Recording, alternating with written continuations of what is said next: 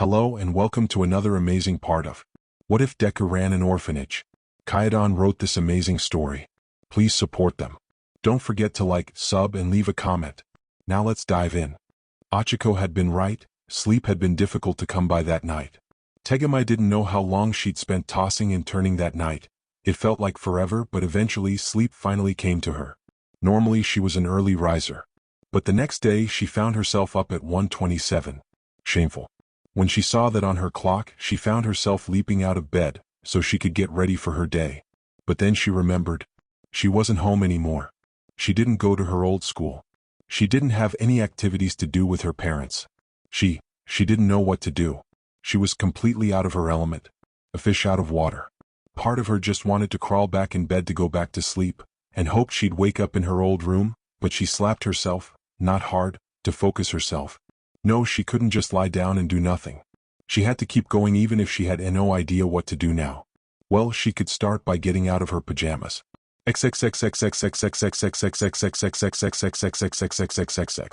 She went through her morning routine as if she were being forced. All the while she changed clothes, brushed her teeth, etc., it was as if someone was forcing her limbs to move, pushing her forward through everything. But it was just her.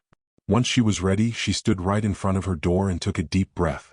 She had no idea what to expect, but she had to push forward, and so she opened the door. Pop, pop. Welcome. Kei and Hanabi shouted as they unleashed party poppers as soon as Tegami opened, spraying confetti all over her. Tegami was taken aback by this sudden welcome by people she didn't know, and as such did not really have a response. Hello there, new friend. My name's Kei. Kei greeted enthusiastically. And I'm Hanabi. Hanabi added, throwing up his hands and unleashing more fireworks that blasted through the ceiling and made Tegami jump back. What the? Did you just blast a hole through the roof? Tegami shouted out in shock. Yeah, that happens sometimes, sorry, Hanabi explained/apologized. I just get so excited that sometimes I lose control of my quirk. But don't worry, I haven't hit anyone with it in 2 whole days. This fact excited Hanabi so much that he spread out his arms, and accidentally discharged another blast of fireworks in both directions. Meanwhile, Seikyo came walking around the corner, when one of the fireworks smacked her in the eye, exploding a quarter of their face and obliterating the eye. Ah, damn it, Hanabi. Again? Whoops. Sorry, Seikyo. Hanabi called out, cringing at having immediately broken his streak after just boasting about it. Tegami spent the next few moments in shock, although she wasn't sure what to be more shocked about. The sudden brutal injury, the casual attitude about it, or the fact that by the time she could process everything that just happened, Seikyo had already regenerated the damage, and was now simply getting back to going, wherever it was she was going, but now very slightly more miffed than before. Anyways, Kei said as if none of that had just happened. We're here to welcome you to the Midoriya house. The house of dreams. Boom. Fuck. Suddenly, a massive explosion shook the house, and Yaba went flying through the floor and up through the ceiling. Although neither Kei nor Hanabi seemed to pay that any mind. I'm going to die, Tegami concluded. It's fun. Now let's go, we can show you the rest of the house. Kei said, grabbing onto her arm and pulling her away to begin the tour. And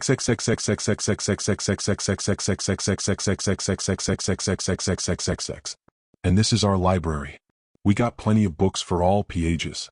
Kei punned as she showed off the room. Why is it on fire? Tegami screamed. True to her word, the library was engulfed in an inferno, the sprinklers trying and failing to put it out, while Sori was attempting to blow the flames out. Oh, there are a lot of fires in this house, Hanabi explained. They start all the time. But Mr. Midoriya deals with them really fast. So you don't need to worry. He'll have all of this cleaned up and back to normal in a few hours. Yup. Now let's book it before we get burned, Kei said. And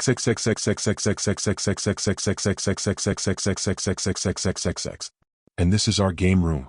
We use it for gaming, of course. Kei explained as they approached the room. Always remember to duck when you come in here. Why? Tegami asked when suddenly Hanabi grabbed her head, forcing to get down just in time, as a controller flew over their head, hitting a wall and exploding on contact, making a hole in the wood. Damn it, hissed Shuku. Because of that, Hanabi answered. What the heck is wrong with you? Tegami hissed, marching into the room and confronting Shuku with a harsh scowl on her face. You could have killed someone. PFT. That kind of explosion wouldn't kill anyone here.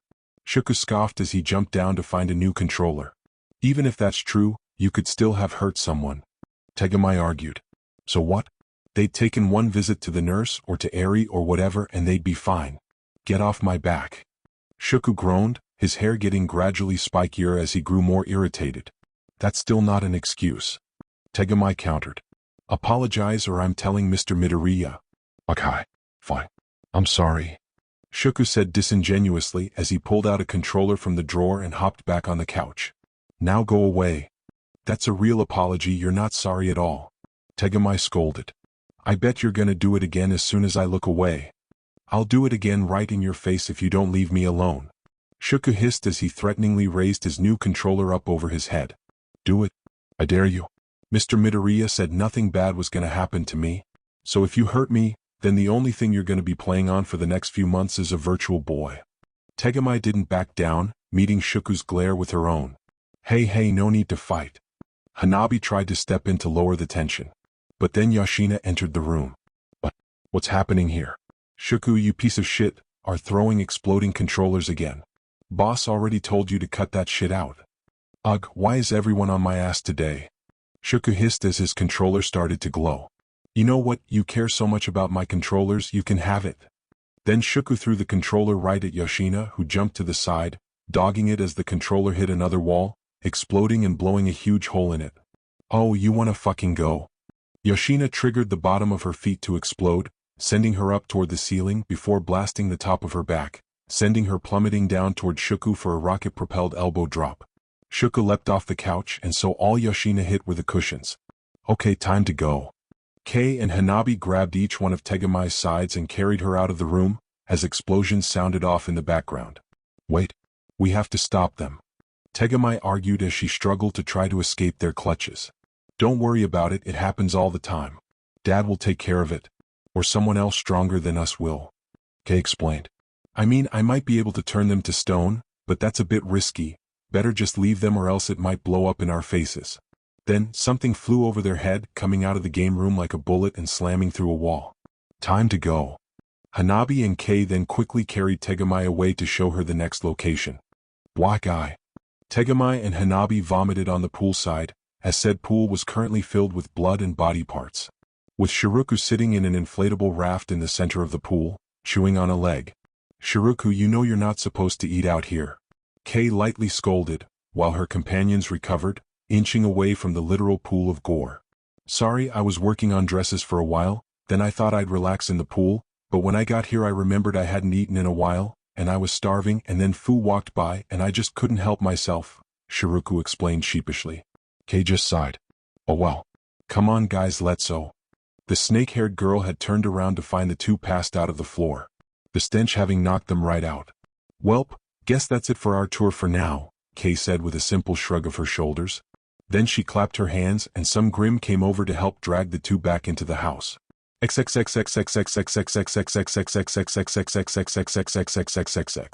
This place is pure chaos.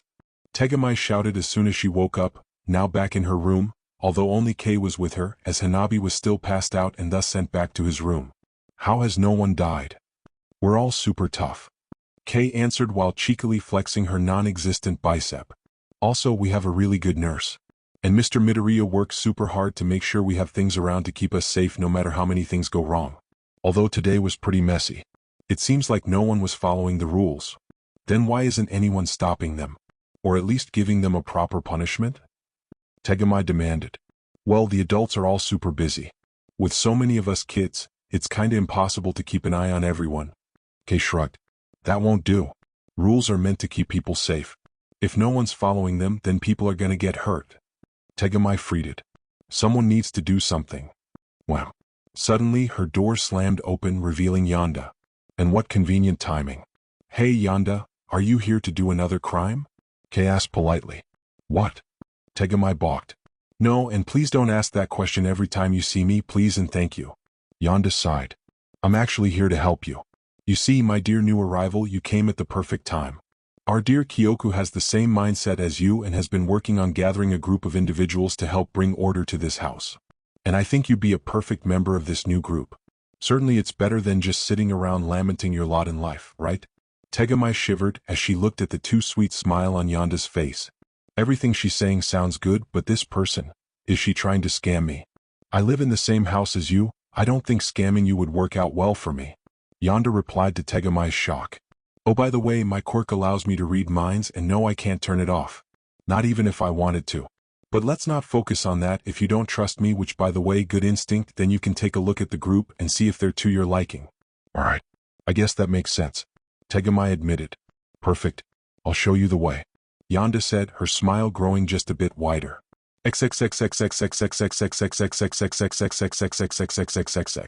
And welcome to the first meeting the Midoriya Foundation Disciplinary Committee. Kyoku announced, sitting at the head of a large rectangular table. Also sat the table was Tegamai, Yami, Saiko, Odo, and Nara. Wow, Odo, I'm surprised you're here. Nara commented. Didn't think you cared about anything but training. Odo just shrugged. So, let me explain what we do here and how we do it. Kyoku started. If you look at your phones, you'll notice I sent a link to an app. This will be our tool to help bring order here. What we do is simple. We go around and if we see someone breaking the rules, we stop them. If they do it anyway or have already done it, we do two things. First, we call for help. This app has a special button that will summon the closest bodyguard or psycho to stop whatever rule breaking is happening. And second, we take a little note of which rule was broken and who broke it. This will be sent to Daddy. You don't have to go looking around for rule breakers. You can if you want, just keep an eye out while you're going about your day. Is that all? Tegamai asked. Felt so simple. Like there should be more. It's all we can do. Giving punishment is Daddy's job. We have no right to do that. We just need to make sure he knows when people should get punished and stop rule breaking when we can. Kyoku explained. Also, since I made the group, I'll be acting as temporary head of the committee. After a while, we'll hold a vote to see who should be the real head. Tegamai raised her hand. What happens if one of us abuses their power? Like if we write down that someone broke a rule but they really didn't? Or if one of us just breaks a ton of rules and doesn't report it, or doesn't report someone else breaking rules?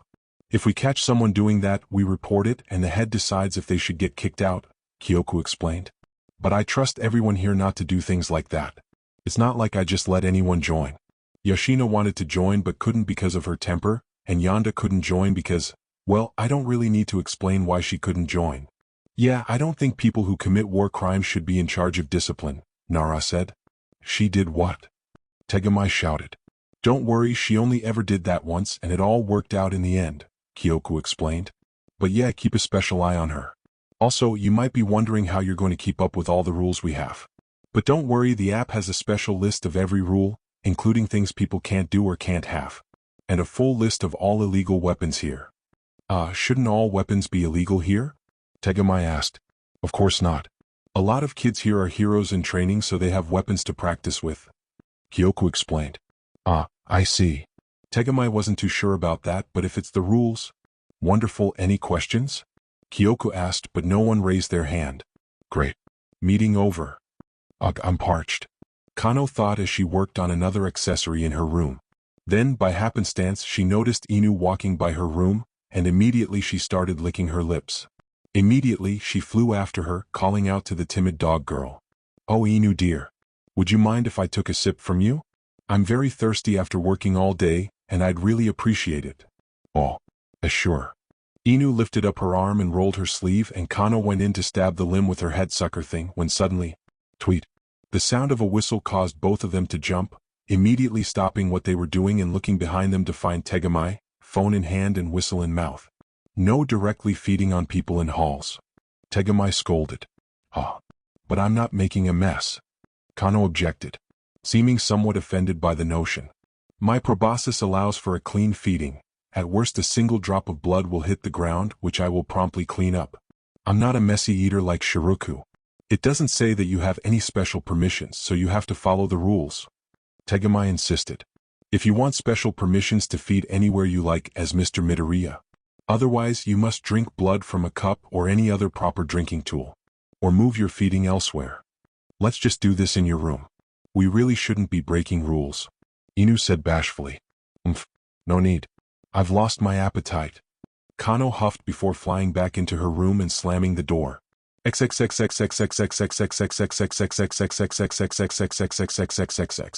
Kuki poked his head into the infirmary and found, to his delight, that Vera was currently not inside. He rushed in and immediately headed toward the back, behind a curtain containing multiple locked boxes. Each box required a number code, and it was practically impossible for any normal person to break into it using brute force. Fortunately, Kuki was prepared. He'd purposely gotten himself sick sometime prior, and luckily, while he was laid up in the infirmary, someone else came in that required her to pull out the firepower, and Kuki managed to sneakily spy on her while she opened the lock. And so, Kuki simply went over to the box he saw her open and slotted in the code. Click. Nice. Kuki smirked as the box cracked open. He fully opened the lid and marveled at the beautiful automatic assault rifle inside. Ah yeah, that's what I'm talking about. But the moment he placed his hand on the gun, another hand was placed on his shoulders. He immediately looked behind him and saw his brother, looking at him with his usual deadpan expression. Phone in hand. Oh come on bro. Kuki pouted. You wouldn't report your own brother, would ga? Before he could continue, Odo pushed him to the ground, brought the boy's arms behind his back and handcuffed him. Oh you suck. You suck so much. Odo just rolled his eyes as he got his brother to his feet and escorted him out of the infirmary.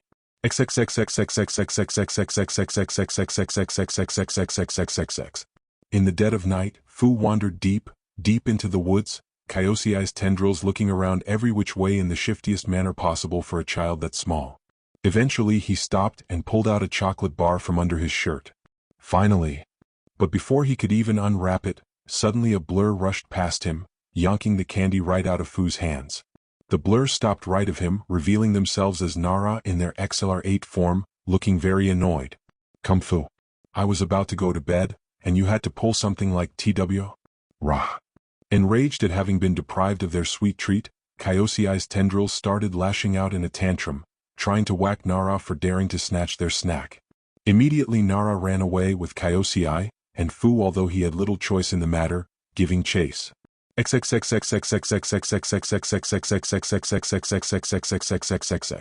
Sanson slithered up to Itami's room, ready to press the button to open the door when suddenly, tweet. The sound of a whistle made Sanson turn her attention to Tegami, who was at the end of the hall, now running toward her. Hey. No going into Itami's room without a suit. Tegami scolded. Sanson shook her head and made extra arms to point all over her body. No worry. Can't poison. Doesn't matter. Itami proclaimed. You could accidentally bring some of the needles in the room out here. Or one could stay stuck in you and accidentally prick someone later. No. I spit them out. No needles. Sanson countered. What if you don't get all of them out? They're very small, you know. Itami argued. Look, it doesn't matter what you say, rules are rules.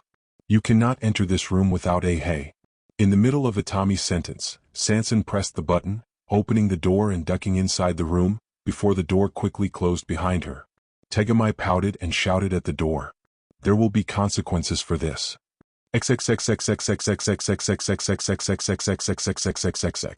Damn it. Kuki hissed as he threw another controller at the wall, which promptly exploded. Ugh.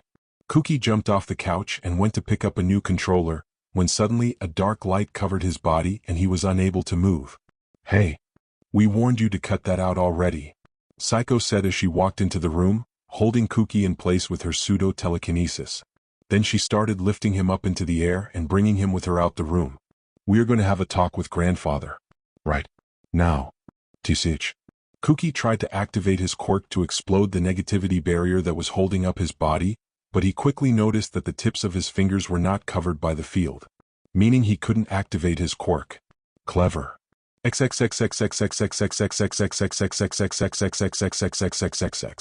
Cannonball. Ken cried as he ran toward the pool in his swim shorts, before leaping up and getting ready to make a huge splash. Whoosh. But in a flash the pool was frozen and Ken but hit only hard ice, sending a wave of pain through his body. Ow. Ha ha ha. Nara in Articuana form chuckled. Ken, did you forget you're not allowed to swim alone with no one watching? There needs to be at least one other person. So, gonna get you back for this. Ken hissed, fighting tears as he writhed in pain on the ice. Sori walked through the halls in a conspicuous-looking trench coat, looking around before quickly ducking into Kiba's room, where she found Hinata and Kiba waiting for her.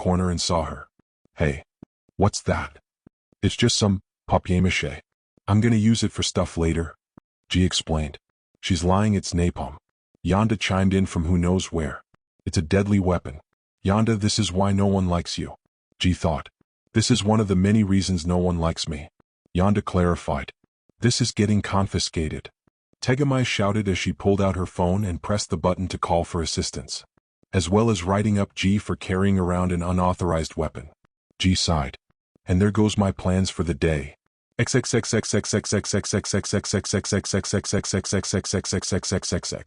Netsu casually strolled up to the freezer and was about to open it, when suddenly, tweet.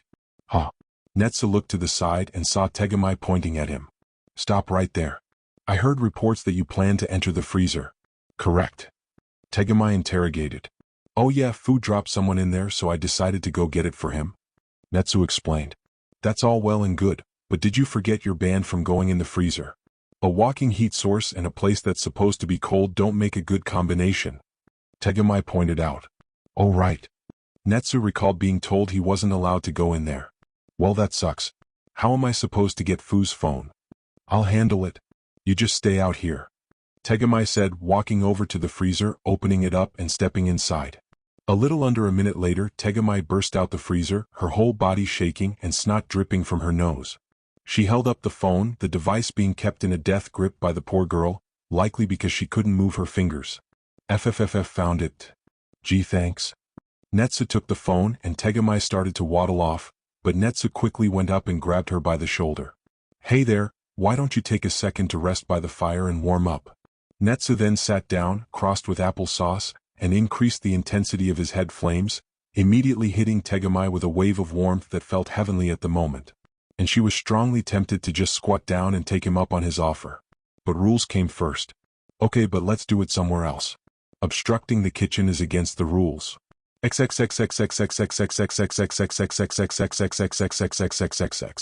Late that night, Kyoku was in her room studying something on her computer when she got a knock at the door.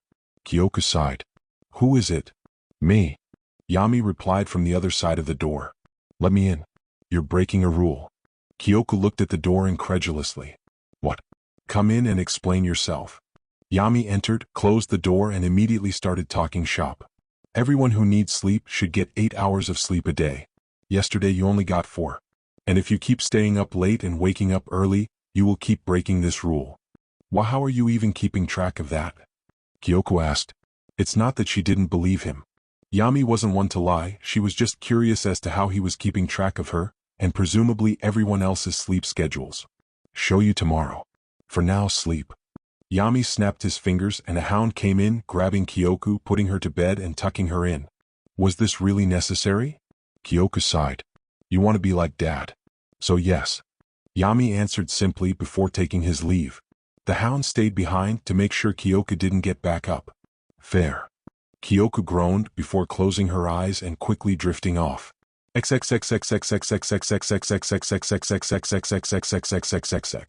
Ever since the disciplinary committee had been formed, Yami had been the most active member, despite not seeming to try all that much if you actually looked at him. On top of alerting everyone to regular rule breaks, he also seemed on top of things that no one was expected to actually keep track of. Such as when he somehow figured out that Fuku had been having too many sweets over the course of a week. Being able to list the exact amount of sugar she'd been consuming. Naturally, everyone was curious as to how the heck he did that, and what led the committee to following Yami down into the hole. Yami's was rather deep down, but after a lot of walking, they'd reached it. And then after even more walking through the cave, they finally got to what Yami was trying to show them. And given that it was Yami, it was naturally, completely horrifying. Hidden deep within the dark cavern was a massive brain connected to a massive eyeball. It also seemed to be rooted into the ground. Electricity crackled off the brain, as the huge, unsettling eye stared at nothing in particular. Upon seeing it, Tegamai immediately fainted, Psycho using her pseudo-telekinesis to catch her before she hit the ground. What is this thing? Of course, unlike Tegamai, Nara was used to the Grim by now, but this one was unsettling even by Grim standards. Dark mind. Yami explained. It's connected to all seers and takes information like a computer. It's programmed to tell me important things. Also, it's connected to the app. So that explains how you know about everything. Kyoka said. Alright, since you went through all this trouble, I say we should make you the new head of the disciplinary committee. All in favor. Everyone else raised their hands, except Tegamai, who was still unconscious. It's decided then. Congratulations, Yami. You are now in charge of the disciplinary committee. May you be fair and true. Kyoka said. Okay. Yami said, not particularly caring one way or another. However, he'd take his job seriously regardless. So you've hit a block. Izuku said. He and Ren were in his office sipping coffee, the therapist looking absolutely exasperated. Kiba's problem comes from her fear of herself, and her own power and ferocity. And she's too scared to properly confront it. Ren explained. There's only so much I can do when my patient refuses to cooperate, even if only at a subconscious level. I see. Izuku stayed silent for a while in a state of deep contemplation. Eventually he came to a decision. Then it's time I stepped in.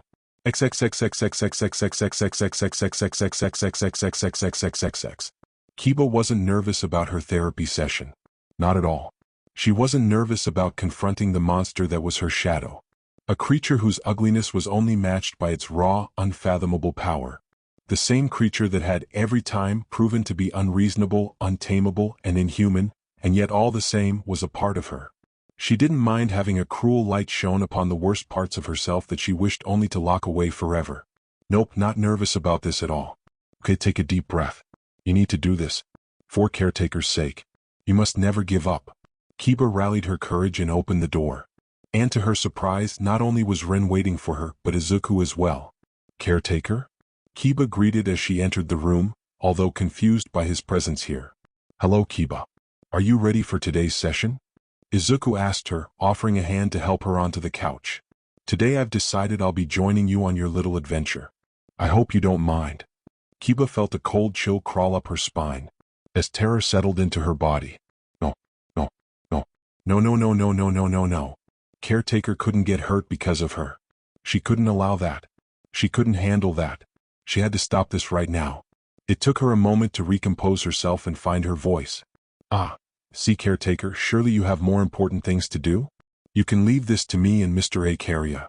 There is nothing more important to me than you and all your siblings, Izuku said, immediately shutting that argument down with a firm tone that left no room for argument. I've taken care of everything that needs my immediate attention. So now we can all focus on you. But Kiba searched her mind for another excuse to try and send Izuku away. But she was coming up blank. Kiba, Izuku said, getting her attention back on him. Do you think I'm weak? No. Of course not. I'd never think something so wrong and insulting. Kiba refuted adamantly, looking offended that Izuku would even ask. Then there won't be a problem with me joining you, Izuku said, giving her his usual gentle and reassuring smile. Trust me, I'll be fine. Please trust in your father, Kiba. He can be reckless at times, but almost always knows what he's doing. He wouldn't have been able to accomplish a quarter of what he has if he didn't. Ren pointed out. You're right. Kiba took a deep breath and tried to calm down. Izuku's strong. He's smart. He's the best of the best. I don't need to worry.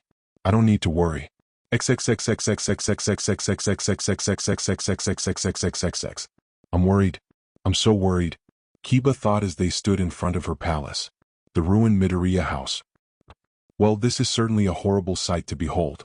Izuku thought as he looked at the image of his house in utter ruins. But at the end of the day, it was nothing more than a projection in Kiba's mind. In reality, his children were fine and under the watch of his entire security team. So while the image was unpleasant, That's all it was. Oh. Kiba doubled over, fell to her knees and clutched her stomach. Oh, my stomach. Oh, I'm in such overwhelming agony.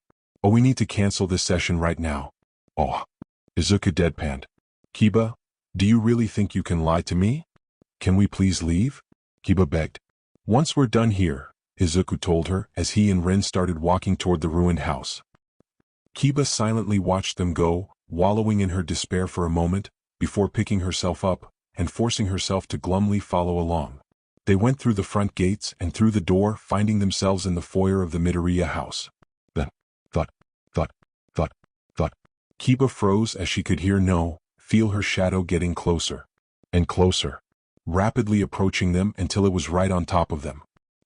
Shadow Kiba slammed down into the broken staircase in front of them. Rah! Kiba, I want you to watch, Izuku said quickly before Shadow Kiba lunged at him, arms outstretched trying to grab hold of him. But Izuku activated Repel and flew back, Shadow Kiba giving chase as Izuku smashed through the front of the house and flew into the forest. Dad! Kiba cried out in fear as she immediately summoned her wings and flew after them. Rin sighed and chased after them on foot. Must be nice being able to fly. Back with Izuku, he soared over the trees with Shadow Kiba following after him, flying at overwhelming speeds, but since Izuku was using her to repel away, she was never able to close the gap between them.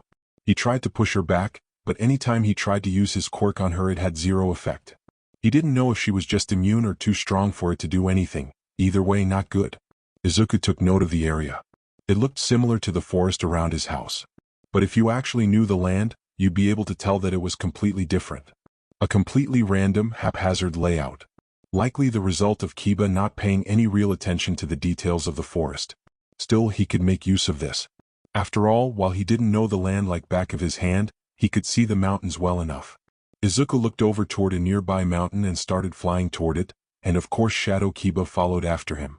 The green teen flew closer and closer to the mountain, and just when Izuku was about to slam into it, he suddenly stopped and flew straight up. Shadow Kiba wasn't so nimble. She slammed straight into the mountain, creating a massive hole, and causing the entire mountainside to collapse on top of her. Just as Rin said, she's acting like a wild beast. Izuku analyzed as he looked down at the collapsed mountainside. Daddy? Kiba flew in right next to Izuku, finally catching up to them. Please, this is my fight. I should be the one to face that monster. In response, Izuku gave her a gentle flick onto the forehead. First off, I won't stand for anyone calling my daughter a monster, even if the person is my daughter herself. And second, you will be the one to face her, just not right now. As your father, it's my responsibility to help you when you're struggling. So for now, just sit back and watch. A moment later, Shadow Kiba burst out from the rocks and lunged at the two of them. Rah! Izuku repelled him and Kiba away from each other, making them go flying left and right, respectively, causing Shadow Kiba to miss completely and fly right past them. But the shadow quickly stopped itself and turned to face them once again. She looked over at Kiba, but then Izuku called out. Young lady, I'm going to need your attention. Rah? Shadow Kiba turned her attention to Izuku and quickly started flying toward him, with Izuku once again flying away. The two flew at insane speeds over the whole forest until they reached a large lake, and Izuku suddenly dove into it, with Shadow Kiba following after him into the water. Kiba finally caught up and looked down into the water.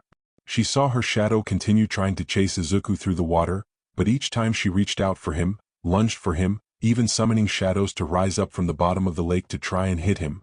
But Izuku dodged everything with ease, his arms crossed, while maintaining a circle of air around him, using repel to keep the water away from him. Quickly, Kiba realized his plan. He's going to drown her. Brilliant. No matter how strong and fast she is, she'll still need to breathe. With every swipe dodged, Kiba could feel the weight in her chest grow lighter and lighter. Not only was he handling the monster better than she ever did, but he made it look easy. Look easy, were the words to note. Because in reality, Izuku was not having a good time. Shadow Kiba was fast, almost overwhelming. If it wasn't for his training with Achiko and Sori, then he definitely wouldn't be able to dodge all of Shadow Kiba's attacks. Not helping that he now had to try and dodge everything, while he constantly focused on repelling all the water around him. And he knew that if he got hit even once, then it would ruin his whole plan. His only saving grace was that repel was a fantastic saving grace, and he didn't have to worry about the time limit here since this was technically a dream, and the flow of time here as compared to the real world was controlled by Lavenza. meaning he could use his fractal as long as he wanted. That and the fact that Shadow Kiba wasn't exactly intelligent or even remotely capable of strategy. She was a hungry beast, desperate to catch her prey at any and all costs, even if that meant drowning herself. Slowly, Izuku started to notice shift. Shadow Kiba was slowing down. She started moving like her body was becoming heavier, and he could see her gasping for air. All of this makes it even easier for Izuku to dodge her attacks. And then once again he activated repel on her. Shadow Kiba flew back, slammed into the side of the lake by Izuku's quirk. She thrashed about, but all she accomplished was exhausting herself more and more, as Izuku's quirk held her in place. Her movements slowed more and more as the lack of oxygen started really taking its toll on her. Kiba watched from above as her shadow self faced utter defeat, a smile growing ever wider on her face. And then Izuku repelled all the water away, pushing it out of the lake, flooding the surrounding area and finally allowing Shadow Kiba to breathe once more, while also freeing her from Repel's grasp. Shadow Kiba fell to the bottom of the lake, gasping for air, while Izuku landed a few feet away from her. Rah! Shadow Kiba tried to take a swing at him, but her arm stopped halfway and was held in place by Repel, all while Izuku casually continued to walk toward her. Ka! For the first time, Shadow Kiba showed signs of something other than violent rage and hunger, and started backing away from him. Her feral eyes showed fear as he approached. SSH. Izuku hushed gently as he approached. Shadow Kiba reached the edge of the lake, her back hitting the dirt wall, leaving her nowhere to go as Izuku got closer and closer. She rapidly started waving her claws about in front of her, desperately trying to keep Izuku back. Izuku stopped and then pulled out a small knife from his cloak and cut his own hand, drawing blood. He held out his bleeding hand in front of him, making Shadow Kiba stop her thrashing, focusing on the blood dripping from his hand. She tried to lunge forward at him, but suddenly she was slammed back into the wall by Repel. No. Izuku admonished me. You do not attack people for food. I raised you better than that. What are you doing? Kiba shouted as she raced down to the ground, landing right next to Izuku looking utterly baffled.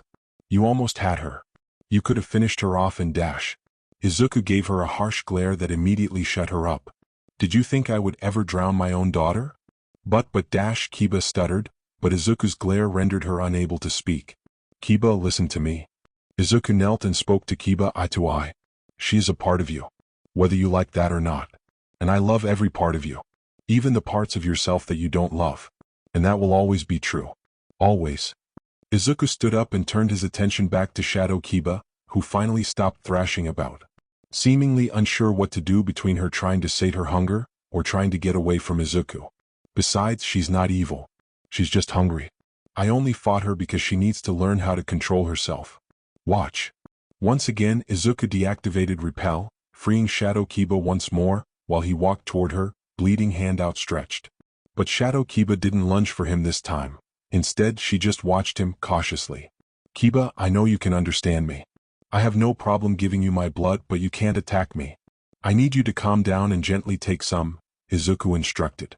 Shadow Kiba looked at him apprehensively before looking down at the blood. For a few seconds, you could see the gears turning in her head as if processing Izuku's words. Then, to Kiba's shock, her shadow self started slowly approaching him. She started to shrink, slowly getting smaller and smaller as she got closer, until she was Kiba's size and standing right in front of Izuku. Izuku crouched down, and immediately Shadow Kiba grabbed his hand and started sucking on the wound, not hurting Izuku at all. See. Izuku looked back at the real Kiba. You don't have to be so afraid, it's just you. And your core, I know you're a good girl. Kiba just looked on in awe, unable to say a word. Then she suddenly felt a hand on her shoulder. She looked up and saw it was Ren, who had finally managed to catch up. I told you you can trust your father, Ren said with a reassuring smile. All right, that's enough for now, Izuku said as he repelled Shadow Kiba off his hand. Time for you to go home. HR. Shadow Kiba groaned, almost downright pouting but not objecting. She grew her wings back out and promptly flew away, heading back to the ruined house. Then Izuku used repel to close the wound up immediately. It didn't heal it, but it looked like it did on the outside. I think we're done here. Let's go home, Kiba. As soon as they got back to the real world, Kiba jumped off the couch and hopped into an apologetic bow. Caretaker, I'm so sorry. I never should have insulted you by doubting you like that. Please forgive me. Izuku looked at her for a moment with a sad expression, before shaking his head and offering her a smile. Raise your head, Kiba. I'm not mad and you shouldn't feel bad about worrying about me. Tell me, did you worry because you thought I was weak? Or because you were just that scared of something happening to me? The second one, of course. I know better than anyone how strong you are. The strongest without question. Kiba immediately answered with absolute certainty, before then looking confused. But, even though I know that, for some reason I still felt so worried. It was like my heart was going to stop. I don't know why it felt like that. Izuku's smile grew and he grabbed Kiba, bringing her onto his lap. Kiba, it's natural to worry about people you care about. Even if you know they'll probably be fine. It just means you care. And I will never be upset with you because you care about me. I just need you to balance that worry with trust. Okay? Yes, sir. Kiba answered with determination in her eyes. Nizu let off a sound of great satisfaction as he bit into his food. I must say your new chef's work is sublime. Yes, it's hard to believe he was a former convict, said the president of the HPSC. The woman clearly uncomfortable with her present company. Although she wasn't the only one, as the Prime Minister herself was also present for their little luncheon. The four of them were eating at a lone table in an undisclosed location. The room they ate in had no windows and was absolutely surrounded by guards, watching over every entrance and exit. Well, this is what you get when you allow people to move past their mistakes and contribute to society, Izuku said. But that's a conversation for another day. For now I've come to suggest something big, to say the least. A heavy rework of Japan handles the entire hero system, from the ranking system all the way down the education system. That's quite a big change, especially during such a tumultuous time following All Might's retirement. Madam President pointed out, which is exactly why now is the best time to do it. To show the public we're taking more steps to ensure their safety, even in a world without All Might. Izuku pointed out. But before we continue, I think it's best to just show you my plans. Izuku pulled out a remote, pointed at the front of the room and pressed a button. Then a huge screen lowered down from the ceiling before turning on, revealing what looked like blueprints for another hero school. This is my plan for Diamond Academy, Izuku explained. As of now, the hero system is quite flawed. Nizu started as he sipped his cup of tea. At this point, everyone knows that there's a preference for flashy, destructive combat quirks. This bias exists not just when it comes to climbing the ranks, but even when it comes to getting admitted into hero schools.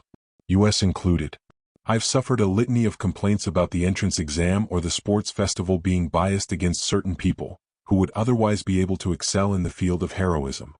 And I'm sure this bias exists when it comes to the H.P.S.C. selection methods. Izuku said, throwing the president a bit of a disapproving look. We simply recruit whoever we think might be useful. Madam President. Right, and there's another problem that compounds on all this. Not everyone has the ability to train their quirks properly before then having to use them to try and get into a hero school, Izuku explained. And all of this leads to so many potential promising heroes slipping through the cracks. Nizu explained. Allow us to show you. Izuku pressed a button on the remote and it switched to a video. A young girl, about 7 or 8, with long black hair tied into a ponytail, wearing a traditional training GI. She was in the center of a metal room, kneeling in the Saiza position, with a paper sword on the floor in front of her. This is Parry Disu. Her quirk is simply called Parry. By holding an item, she can activate a sort of parry state. And anything that comes into contact with the object while in this state will be deflected, and so long as something is making contact with something while in parry mode will continue until the moment contact is broken. Izuku explained. She can use her quirk on whatever item she touches, and activate it as many times as she pleases. However, this parry state only lasts for a quarter of a second, which means each and every time she has to parry an attack, her timing has to be perfect. Calling it difficult to use is an understatement. And yet on screen, a softball turret popped up in front of Parry, and she quickly picked up the sword and stood up, before the turret started rapidly launching softballs at her.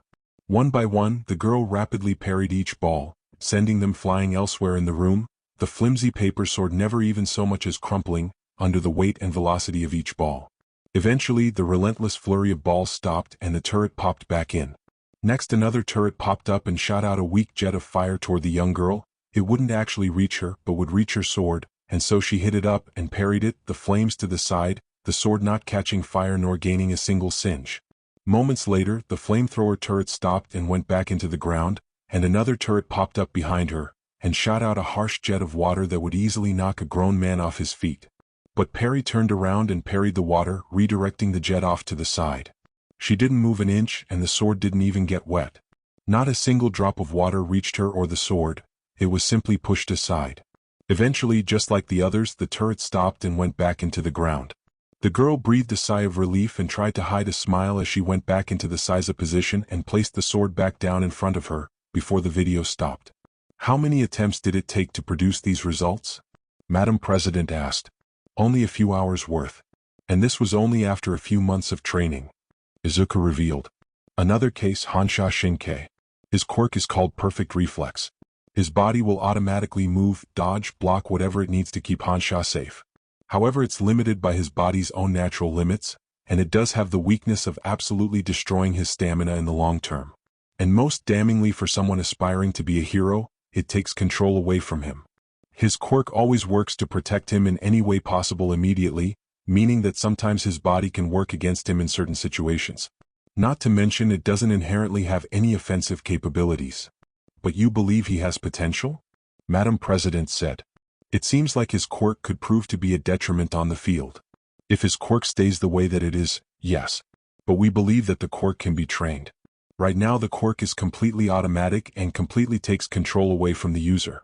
If Hansha attempts to move against what his quirk is doing, all that does is lower his quirk's efficiency. However, we're training him to work with his quirk, in a way that allows him to retain control of himself while using his quirk. Izuku explained. Basically, he'll be able to train his reflexes, to do additional things like protecting other people, countering enemy attacks, and so on and so forth. That seems to be only speculation. Madam President pointed out.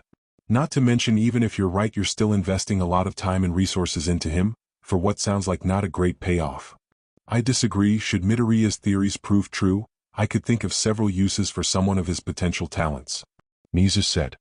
His abilities are niche, but useful. For someone with a more conventionally useful quirk, we have Rin Hozeki.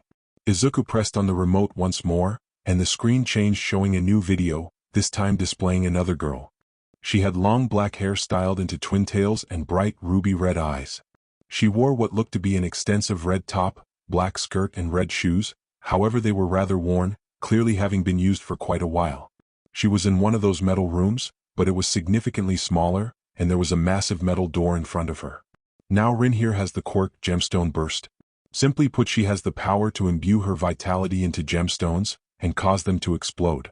However, when they explode they have different effects based on the type of gem used. Observe. Izuku pressed play and the video started. The door to the room opened and Rin ran into the area ahead.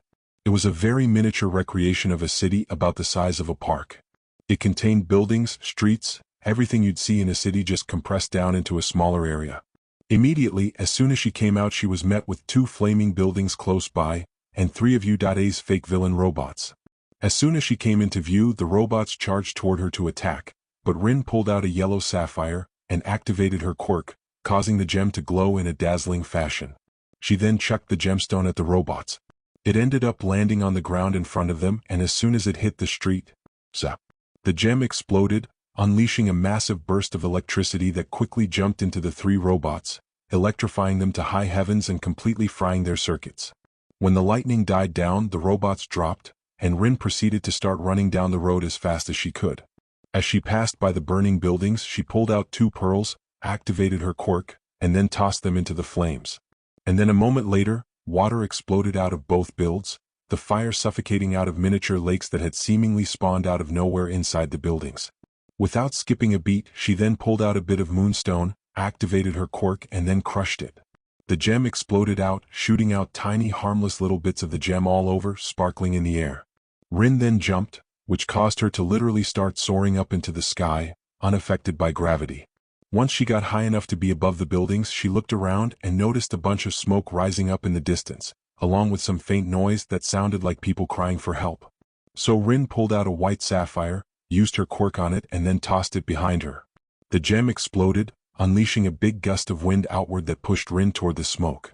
After flying a short distance, she reached the source of the smoke and the cries, and found another burning building, this time with dummy civilians hanging from the windows as the fire poured out, and 5 more fake robo-villains spread out in the streets, tearing things up. Rin took out another white sapphire and threw it above her, creating another gust of wind sending her down to the ground. She landed on the ground, immediately catching the attention of all the robots, who charged at her from both sides. In response, Rin took out a piece of zikhorn, activated her quirk once more and then threw it up into the air. The gem exploded, unleashed an electromagnetic wave that hit the robots and fired their circuits too, promptly shutting them down. Immediately afterwards she took out a piece of amber and another pearl. She activated her quirk on both gems, then threw the piece of amber down below the building, and the pearl into the building. The amber hit the ground and exploded into a big soft goopy substance. Then the pearl exploded inside the building, sending waves of water exploding outwards, snuffing out the fire and pushing off all the dummies, fell onto the amber goop, which broke their fall. With them saved, this triggered the next event. On the other side of the area, the floor opened up, and a massive, 0-point US robot was lifted up into the microcity. It started moving toward the buildings, crushing anything and everything that came in its path. Rin acted immediately, jumping into the air, still under the effects of zero gravity, before using another gem to create a burst of wind, propelling herself toward the giant robot. Seeing her coming a literal mile away, the zero-pointer turned, and reached out its massive hand toward her. Rin took out a big chunk of ruby half the size of her hand, and activated her quirk, pumping more energy into it than she had any of the previous gems, making it glow even brighter before chucking it toward the robot. A quarter of the way there, the gem exploded, turning into a massive fireball that rocketed toward the robot's hand, slamming into its metal palm and exploding with enough force to make its entire arm move back. This allowed Rin to get closer and take out the largest gem she'd taken out yet, a diamond. She activated her quirk, making the diamond light up like a star, before tossing it down at the ground. The robot moved over it and then, suddenly a massive pointed glacier exploded up, impaling and utterly destroying the robot. Phew. Rin let out a small sigh of relief as she saw the robot get destroyed, signifying the end of her test. A moment later the anti-gravity effect wore off, and she started hurtling toward the ground. She took out a piece of amber, activated her quirk, and threw it down below her. It exploded out, creating a big pile of goop that broke her fall, allowing her to peacefully pass out from exhaustion. And thus the video ended. An impressive showing for someone her age, right? Izuku asked the table. Yes, but how much money do her training sessions cost exactly? Madam President asked. Quite a bit. But compared to the lives she might save. Izuku said. But yes, obviously I can see why you'd pass up on sponsoring someone like her, which is why I'm doing it instead. I can't help but feel like you have a bit of an ulterior motive in doing all this. Like you have some personal motivation in giving people whose dreams of heroism seem out of reach, a chance to fulfill them. The Prime Minister pointed out. I can't help but feel like this is a bit self-indulgent for some reason. It is, but that doesn't mean it isn't also practical. Izuku admitted. These kids have more than just stubbornness. They definitely have that's required, but they also have genuine untapped potential, as you can see. And they're only going to get more and more impressive with time. And by the time they become full-fledged heroes, they'll be able to rival or surpass any of their peers coming out of any other hero school. They just need a little bit of a boost. And that's what Diamond Academy is for. Well, since you're probably footing most of the bill here, I can't see any reason to disagree. There's also of course the fact that trying to get in your way is as pointless as it is detrimental, but since you've put all this effort into making us feel like we actually have a say in this, I'm going to continue ignoring that. The Prime Minister said. But I have a feeling there's a lot more you wanted to talk about. Right, the next thing I want to talk about is recognition.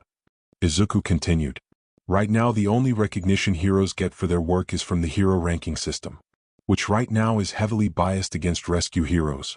For all the good deeds All Might did, putting the entirety of hero society into his shadow wasn't one of them.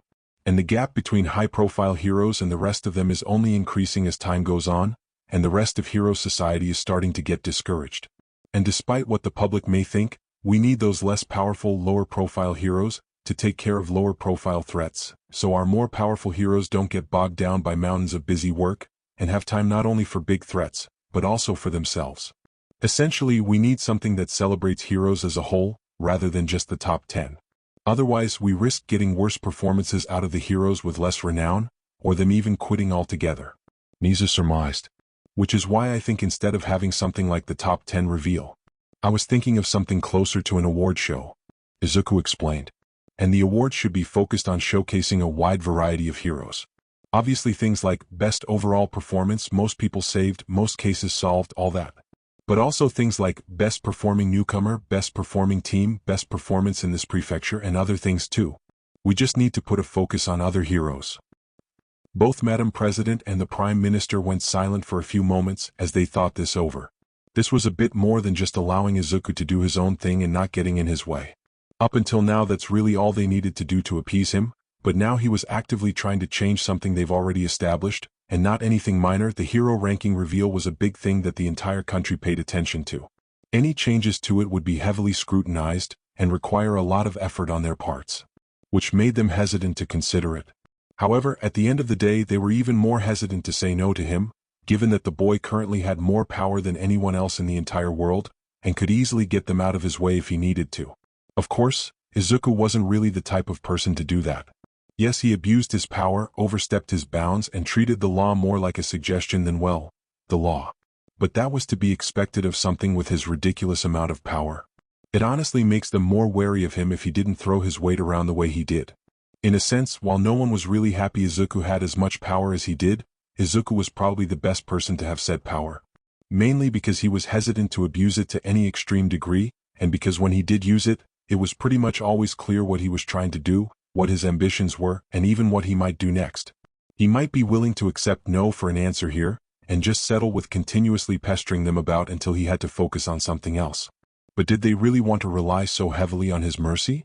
No, but at the end of the day, no matter their answer, they were going to be pissing off someone. It was just a matter of who they wanted to antagonize. Their easily pissed off but relatively powerless co-workers, subordinates and citizens, or the forgiving but impossibly powerful Izuku Midoriya. Well, looking back on their experience up until this point, when in doubt, pander to the higher-ups and see what you can shake out of them.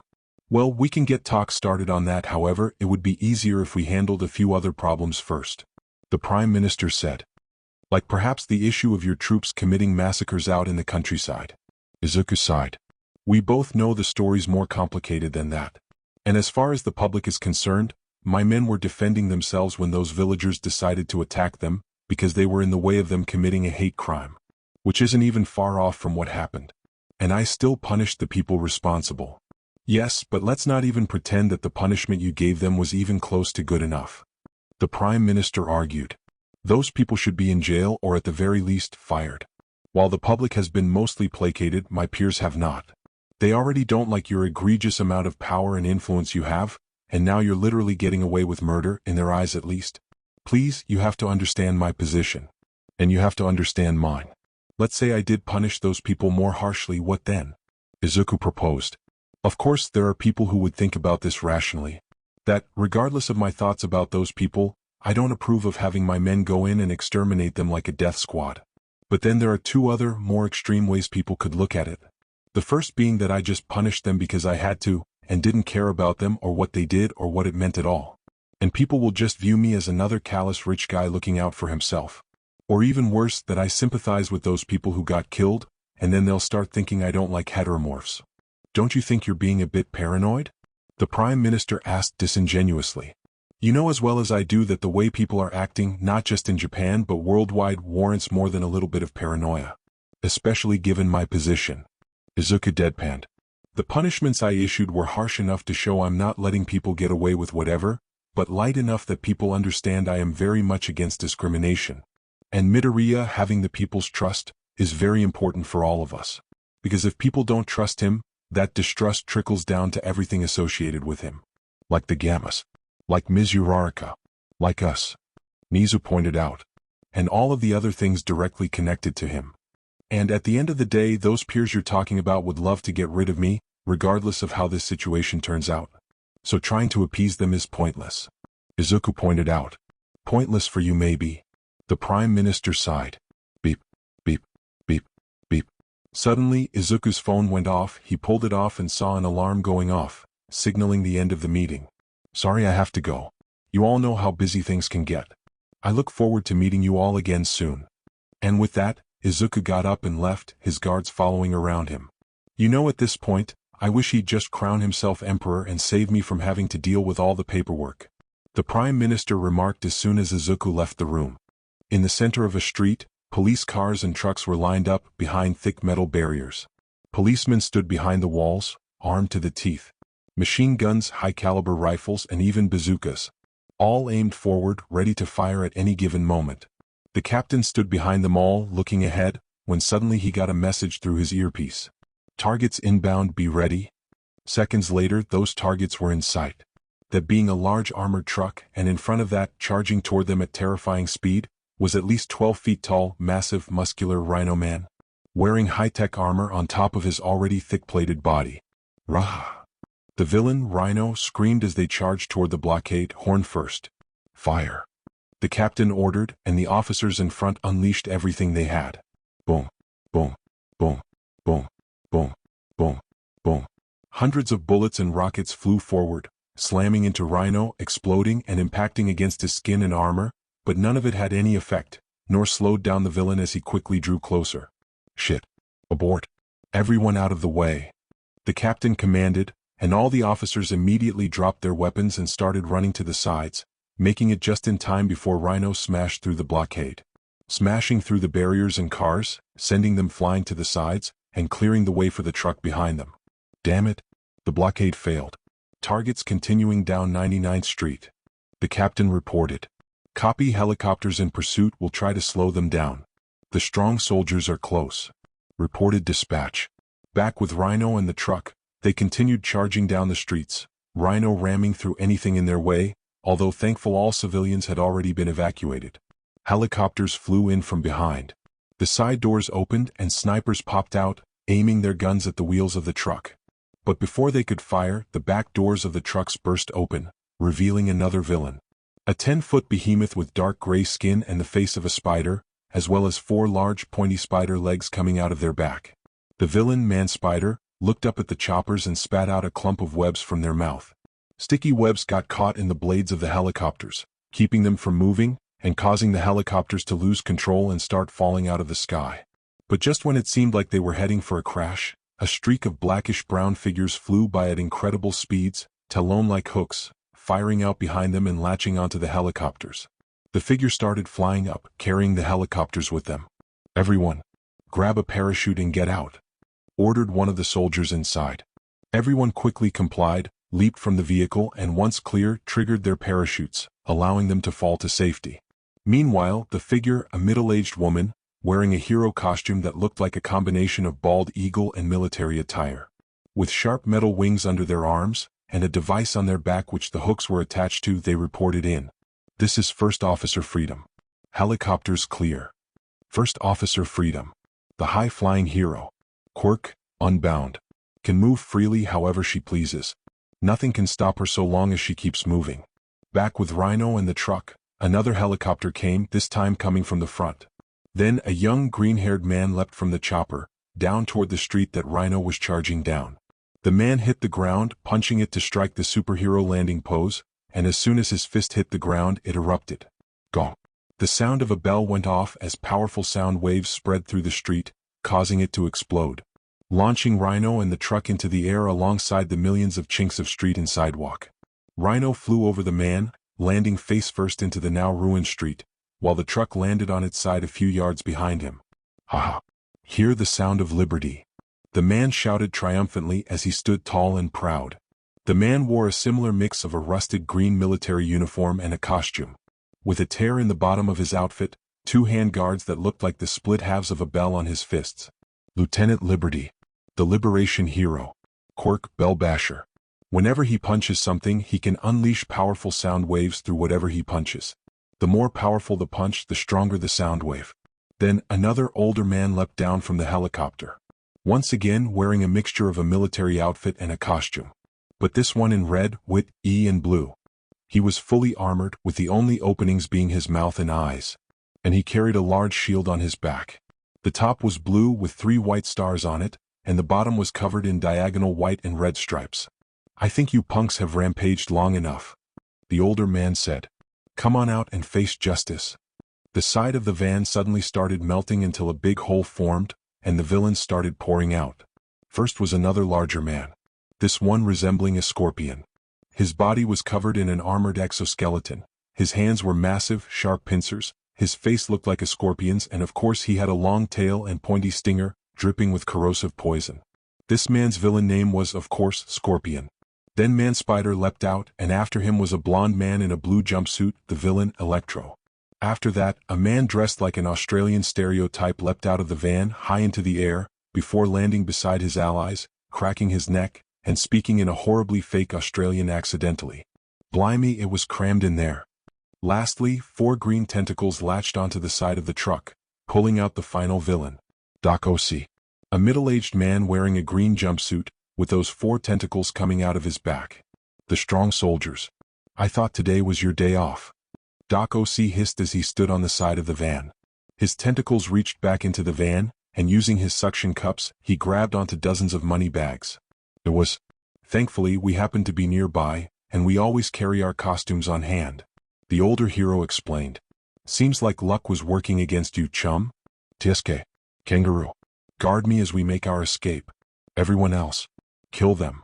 Doc O.C. ordered, before using their tentacles to grab onto the buildings and flee, with Kangaroo leaping from building to building, following after them. Meanwhile, in the helicopter, 2 people remained. The one piloting the chopper, a small, young woman, easily the youngest member of the team, wearing another military uniform, costume hybrid, this one mostly white and blue. She also had a hat with a peace sign on it. The other one was a grizzled older man with a strong 5 o'clock shadow, wearing the most military costume out of them all. This is Private Peace. Permission to pursue the 2 fleeing villains alongside Major Munitons? The young girl asked. Permission granted, said the old man over comms. Gah. I'm gonna crush you. Rhino shouted as he stood back up and got ready to charge at the 2 when suddenly, crash, boom. 2 helicopters fell onto him and exploded on impact. The older man reacted quickly, getting in front of Lieutenant Liberty and raising their shield, which started glowing red, white, and blue, blocking all shrapnel from the wreckage. What the hell? Everyone looked up to see where the hell that came from, and saw First Officer Freedom flying above them, having used those 2 helicopters from before to her advantage. First Officer, assist the others. The lieutenant and I will take care of these ruffians. The old man ordered. Yes, sir. First Officer Freedom said before flying off to pursue the fleeing villains. Shouldn't have done that. You're gonna need all the help you can get. Scorpion hissed as he raised his tail and started firing acidic poison at the heroes, while Man-Spider shot webs from his mouth. Lieutenant Liberty moved forward and punched the air in front of him, sending a sound blast through the air that blew away their attacks and slammed into the villains, forcing them to dig their feet into the ground, while the sound waves ravaged their ears. Gah. Fuck you pigs. Electro growled as lightning cackled off his body, and he charged toward the pair of heroes. The old man rushed toward the villain, his armor and shield now both bursting with red, white, and blue light, and as the hero and villain got close, Electro upped the voltage and lightning bolts burst off of him, flying in all directions, forcing the other 2 villains to jump back to avoid getting zapped.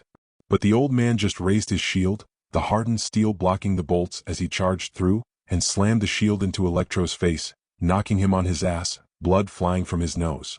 Afraid you're not bright enough to snuff me out, pal? The old man said. My shield and armor are insulated. Sergeant Salvation, the defense hero, Quirk Shield, can increase the durability of any inanimate object they touch. RHH. Man-Spider shot web globs at the hero, but despite his old age, he zipped and dodged each shot like someone half his age. Gong. Meanwhile, Lieutenant Liberty punched the air behind him, using the sound waves to push themselves forward, getting close to Man-Spider while he was distracted, and punching him in his massive gut. Gong. Man-Spider was sent flying, crashing into nearby Carrie, his body convulsing and vibrating, as the attack didn't just do external damage but internal as well. Their entire body was being shaken by intense vibrations, shaking their brain and organs, definitely taking them out of the battle. Gah. Stay away. Scorpion hissed as he started wildly shooting venom at them, but both soldiers easily dodged as Lieutenant Liberty got closer and closer to the villain. Scorpion tried to get with the swipe of his pincer, but the lieutenant ducked under the claw before delivering a strong uppercut to the villain's jaw. Gong. Scorpion went flying up into the air, making it almost a dozen stories up before falling back down, landing on the sidewalk with a harsh crack. His body was twitching and shaking just like his partner's. Ugh. Electro started pushing himself back onto his feet, his head still spinning after getting bashed by that shield, only to get drop-kicked back onto the ground by Sergeant Salvation, knocking him out properly. Ah. Once again, freedom and liberty win the day. Lieutenant Liberty laughed, loud and proud, giving a thumbs up to the news helicopters that had arrived to film the whole thing. Then Rhino burst out of the flaming rubble of the helicopter crash, and glared at the two soldiers, before stomping his foot, and charging toward Lieutenant Liberty. Sergeant Salvation leapt toward his comrade while holding up his shield, pushing the lieutenant out of the way, making Rhino slam hornfirst into him and his shield instead. The sergeant was sent flying back, through the wall of a building, and landed in an office building. Laid out on top of a desk that had been broken in half by his entry. With his leader indisposed for the moment, Rhino turned his attention to Lieutenant Liberty and got ready to charge right at him, but the lieutenant spread his arms out and then brought his hands together with a powerful clap. Liberty Bell. Gunning. A super powerful sound wave exploded from his hands in Rhino's direction, engulfing him and overwhelming the villain's sense of hearing, causing blood to burst from his ears. Rah! Rhino fell onto one knee. His equilibrium had been shot, all he could hear was ringing, and it felt like his stomach was trying to murder him. But it was going to get so much worse as Lieutenant Liberty took this chance to lunge forward and punch Rhino square in the face. Gong. Wah. Rhino fell back, vomiting up into the air before landing on his back, twitching and shaking just like his accomplices. Not even taking a second to revel in his victory, Lieutenant Liberty ran to his commander, who was steadily pushing himself up. Sir, are you all right? Ugh, I'll be fine, soldier. Despite his words, the leader of the hero team did seem more than a little scuffed up. His shield was all cracked and his helmet had been knocked off his head, revealing his wrinkly yet distinguished face and short gray hair. There was also a tiny bit of blood oozing from his mouth. Let's focus on apprehending the villains. Privet, how is progress with the other two villains? Back within the helicopter, Private Peace was looking at the helicopter's devices with a scowl. Not good, sir. They made it into the subway tunnels. Our instruments are still able to pick them up for now, but if they make it too deep, we'll lose them. I'll take care of it. Give me their location and Sergeant can take me. First Officer Freedom radioed in.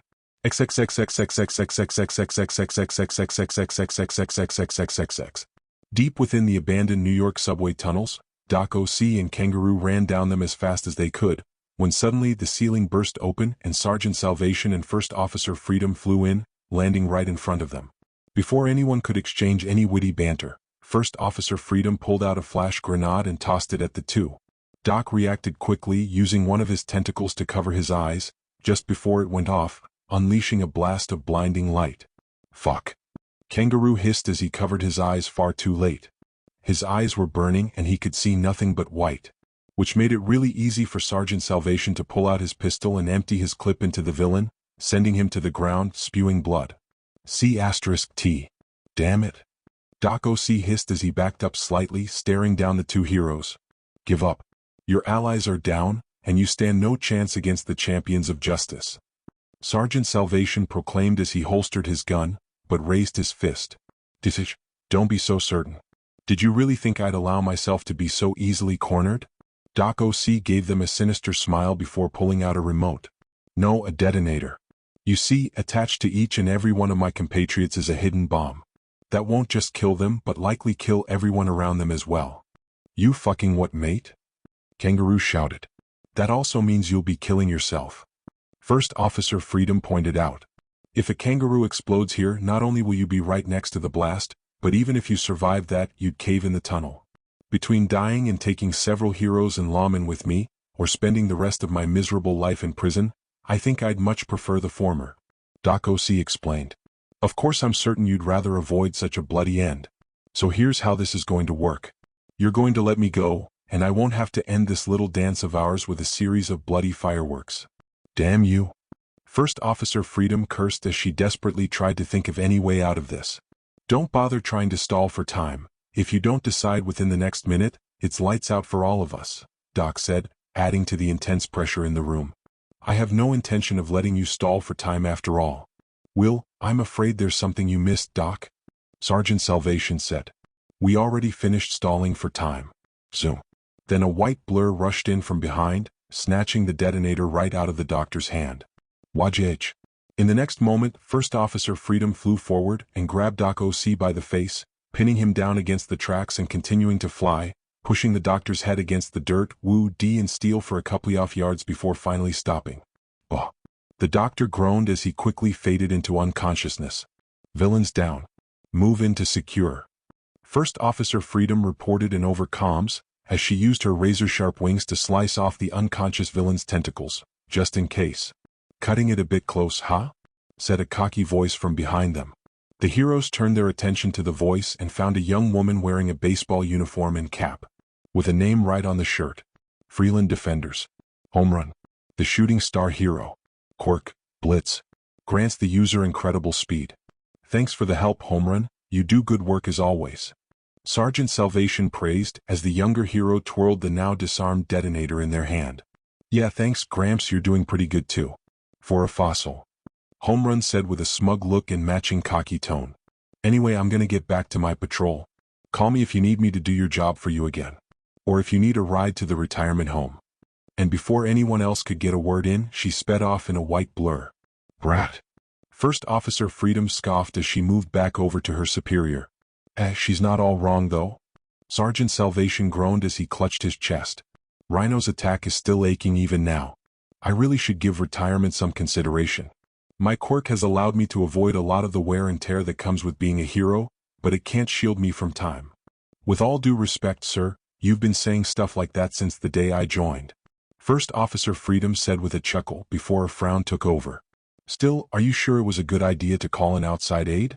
The strong soldiers are the only hero group that's directly a part of the U.S. military. The fact that we couldn't do this on our own, well, people aren't exactly happy with the government already. Doesn't help that Star's starting to distance herself from us. Can't say I blame her. Not after the bigwigs practically chased her family out of the country. Sergeant Salvation sighed while shaking his head. Honestly, that whole debacle had me this close to resigning. Still, I need to find someone to take my place. The strong soldiers have always been a group of 5. This has been true since they were founded hundreds of years ago. And we still haven't found any new members since Private Peace. I won't be the one to leave us down, man. I know, sir. I just wish the country were a bit more appreciative of your efforts. First Officer Freedom sighed. 42 years of service. And they treat you like some relic of the past that should be put in a museum. I'd rather be a museum than a retirement home. Sergeant Salvation chuckled. At least there, I'd be remembered. Can I be honest? There's a small part of me that's glad things have started to get more hectic. It's been my dream to be part of some massive battle, to decide the fate of the country. And become a legendary hero like Captain America. Just hearing you say that makes you sound way younger, sir. But I can't say I hold the same thoughts. I honestly hope everything just settles down. First Officer Freedom sighed. Protests every day, new villain groups popping up left and right. And I've heard rumors Japan even has our hero killer on the loose. Well, like I said, it's just a small part of me. Of course, I know it's best to get through this crisis as quickly and smoothly as possible. Sergeant Salvation said. And with as little bloodshed as we can.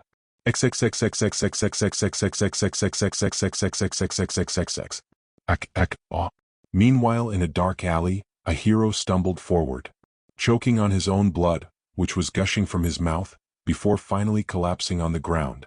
Dead. And behind him was none other than a cloaked Frost. Finally. And that makes number 33. Frost said as he removed the poison needle from the hero's neck. Couldn't leave too much evidence behind after all. Honestly, you'd think they'd have the custody to die quicker. Don't they understand I have a schedule to keep? Then Frost picked up the dead hero by the leg and started dragging him away deeper into the darkness of the alley. This is the life. Gamma 2 said as he relaxed in his room, adorned in a blue bathrobe and matching fuzzy slippers. The android was currently sitting down in his room, watching some TV with his feet in a tub of special solvent that ate away at dirt, grime and rust without ruining his metal skin, and a mug of oil in his hand. Gamma 2 leaned back in his chair and let himself relax. Nothing could ruin this day. Slam. A moment later, Gamma 1 burst into his room, with a rather displeased expression. Gamma 2 sighed and paused his show. Spoke too soon. Hey 1. What can I do for you? 47 minutes. Gamma 1 said. Combining all the time I spent on today's patrol, we could have done everything 47 minutes faster if you were with me. Which means those lost minutes could have been spent dealing with more crimes. Fair point, fair point. Counterpoint. Gamma 2 said, raising his finger for emphasis. It's my day off. Our day off, technically, but you refuse to use yours, so? That's because we don't need it.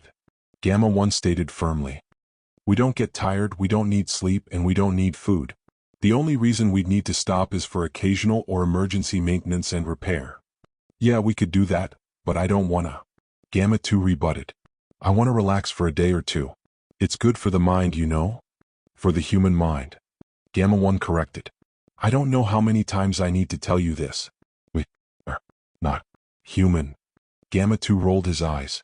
Why do you want to draw a line between us and humans so much? Kinda the opposite of what we're trying to do out there. Gamma 1 shook his head. We are trying to build a bridge between us and mankind. Not become mankind. At the end of the day, we have to acknowledge the fact that we are different. Better in some ways. And we should be using our advantages as best we can for everyone's sake. Gamma 2 scowled, set down his mug and got up, looking Gamma 1 eye to eye. First of all, what the hell do you mean by better? You think just because you got a computer brain and metal skin that makes you better than them? What?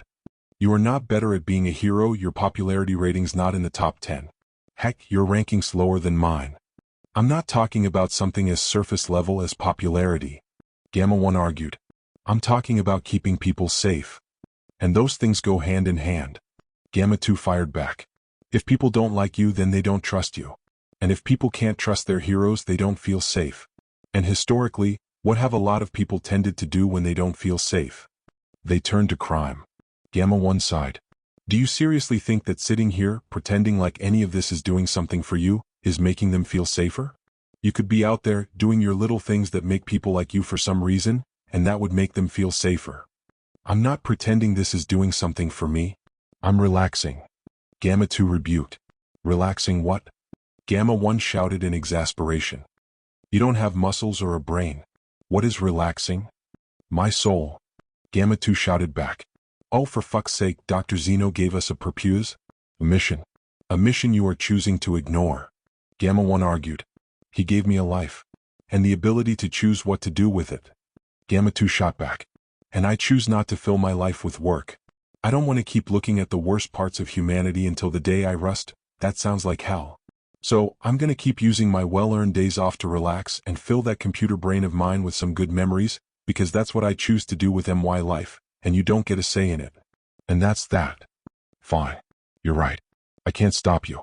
But while you're sitting here watching your little show, I want you to remember that every single second you spend here is a second you could have spent saving someone. Gamma 1 hissed.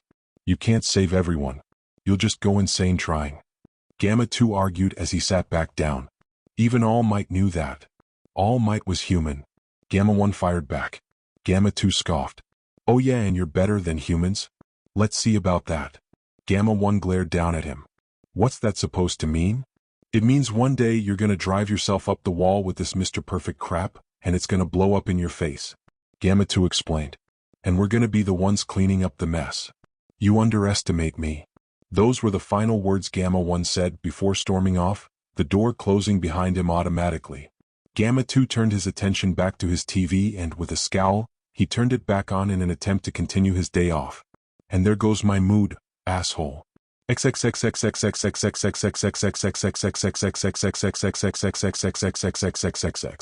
Gamma 1 was overseeing another arrest in the countryside. Given the lack of heroes in the less densely populated areas of the country, Gamma 1 often found himself as the first responder for any serious incidents happening out here. Gamma 1. Respond. His dispatch called in directly into his communication system. This is Gamma 1. What's the situation? Gamma 1 replied. We've got a rogue hero resisting arrest in Maki Town. Dispatch reported. Coordinates have already been sent. On the move. Gamma 1 said as he took to the sky and started flying toward the coordinates given on his built-in map. Give me more details about the situation. A drunkard at a bar was causing problems, and a hero came to force him out. Reportedly, the hero suddenly went crazy and killed the man despite him not being a threat. Dispatch explained. After that, people fled the bar and police came to try and arrest him to little success. Midoriya Foundation forces were called very soon after, but they also failed to capture him. Info on the hero? Gamma 1 requested. Frightening Bolt. Game Madarutami. Age 43. His quirk is called kinetic feedback. He can absorb any kinetic energy that impacts his skin, turn it into electricity and discharge it at will from any part of his body. He carries a metal disc capable of attaching to surfaces so he can direct the lightning, but since you're made of metal, I doubt that matters. How much kinetic energy can he absorb all at once? Gamma 1 asked. A lot, but not enough to completely nullify your punches. Although I wouldn't suggest getting into a straight-up brawl with him, using your blaster is advised, but be careful not to fry him. Dispatch warned. But don't underestimate him either. He's experienced in all kinds of fights. Worked in most of the countryside and fought more villains than most other heroes. Also, in case you needed a reminder, he has lightning powers and you're an android. Understood, Gamma 1 said. When Gamma 1 reached the town, he found a massive perimeter had been formed around the bar. Pretty much the entire town had been evacuated, with soldiers standing guard to make sure no one got close. The bar itself looked as if it was about to collapse. Covered in burns and holes all over. Likely the result of Maru's confrontation with the Midoriya Foundation forces. Gamma 1 positioned himself a good bit above the bar, aimed down at it with his blaster, and started charging. Gamma 1 in position. Charging up blast, about to take the shot, no dash. Crack 'em. Suddenly, a massive bolt of lightning exploded out of the bar, bursting through the roof of the bar and hitting Gamma 1's blaster, traveling through it and hitting Gamma 1 as well. Crack. Room, Virar. While the attack didn't last long, it did significant damage to the android, knocking him out of the air and causing him to fall all the way down to the ground, slamming into the street in front of the bar with smoke coming off him. Gamma 1 swiftly got back onto his feet and did an internal check on his systems. The blast had fried his blaster, almost completely, to the point that trying to use it would prove far too dangerous. His flight systems were compromised, some of his systems were rebooting so he couldn't even do a full self-analysis, and his internal communication systems were kaput for the time being. External damage wasn't too bad, some burns on his costume and his cape was on fire, and his internal parts had mostly only been given a bit of a shock. Obviously he'd been made to endure high voltage, although that last blast had been ridiculously potent. At least he shouldn't be able to unleash another blast like that so soon. At least until I start hitting him. Gamma 1 thought. Suddenly, the door to the bar opened, or at least it tried to before simply falling forward off its hinges. And behind that was Frightening Bolt. The man was a little bit above average in height, with short but very spiky blonde hair, and a rugged face with a fair few scars. His costume, which was now all burned up and tattered, was a block and a yellow vest covered in lightning bolts, and yellow pants along with a pair of black and yellow boots. He walked out of the bar, letting go of a recently drained bottle of gin, and whipping his mouth of remaining alcohol before addressing the android. Oh, they sent the red one. Good. I don't feel too bad about this. Mamoru Tammy, you're under arrest for murder. Gamma 1 said as he got into a combat-ready stance. I don't suppose you plan to surrender now. We both know it's never that easy. Mamoru chuckled, giving the android a sad, empty smile. You know, I'd wondered if you robot things really did feel emotion, but, yeah, I can see it in your eyes. Someone far too eager to head to the next fight, and the next one, and the one after that dash. Enough talking. If you're not going to turn yourself in, then you leave me no choice. Gamma 1 replied before zooming forward and punching the man in the gut at full power. But instead of flying back, falling over, he simply skidded back a few inches and grabbed onto Gamma 1's fist. Before spitting out a tiny bit of blood. Damn. I actually felt that. Crack 'em. Frightening Bolt unleashed nearly all of the energy he just absorbed into a massive explosion of electricity, absolutely destroying the entire bar, the street around them, and hitting Gamma 1 point blank. The blast sent the android flying back through the hardware store across the street, and into the street right behind that. Gamma 1 quickly started getting back up, his limbs twitching as excess electricity crackled off of him, wreaking havoc on his systems. As soon as he got back on his feet, they suddenly locked up. Crap. Legs are malfunctioning. Gamma 1 cursed. Boom. Frightening Bolt used his lightning blast to launch himself high into the sky, positioning himself before coming down toward Gamma 1. Damn it. Reboot. Reboot. Reboot. Gamma 1 watched the progress of the bar on his leg motor reboot, while Frightening Bolt came down closer and closer. Reboot complete. Gamma 1 legs came back online only moments before Frightening Bolt came down, allowing him to leap atop a nearby building. Zap. Frightening Bolt punched the ground, unleashing another explosion of lightning that barely missed Gamma 1. Attacking head-on is, while not ineffective, is too dangerous to treat as anything but a last resort. Gamma 1 reasoned. Cons are still down, but they are given protocol. They should send back up after about 10 minutes of no contact. Boom. Frightening Bolt once again used his electricity to leap up to him, and try to fire off more lightning in his face, but Gamma 1 rushed to the side, leaping from building to building, barely making it out of range of the former hero's attack, only his cape getting tagged by the lightning, setting it ablaze. Gamma 1 ripped off his cape as he started leaping from rooftop to rooftop, with Frightening Bolt following behind him. It's already been about 2 minutes, so I just need to stall for 8 more minutes before I can get back up, Gamma 1 thought. Of course, that was easier said than done. Sure, Gamma 1 could run circles around Bolt, but if he made it obvious he wouldn't engage, the rogue hero may turn his attention to the blockade and start tearing into the Midoriya Foundation soldiers. Which meant he'd have to engage just enough to keep Bolt's focus on him, while not letting himself get shocked. Guess it's time to bet on the classic stalling tactic. Keep them talking. Maybe I can even de-escalate the situation, Gamma 1 thought. The android leapt down into the street, Frightening Bolt following him down, and getting ready to shoot off another blast, when Gamma 1 raised his hand up, causing the former hero to pause. Why are you even doing this? You've been working as a hero for decades, why throw everything away now? Gamma 1 asked. Oh, now you feel like talking. Tell me, android. How long have you been a hero for? How many missions have you taken? How many people have you failed to save? How many pieces of shit have you watched go to prison, when they should be going to hell? Or worse, how many of those shit stains have gotten off scot-free because of a slick-talking lawyer or a judge swimming in bribes? With each word spat from the former hero's mouth, more and more electricity started crackling off his body, but his face was what really sold his rage.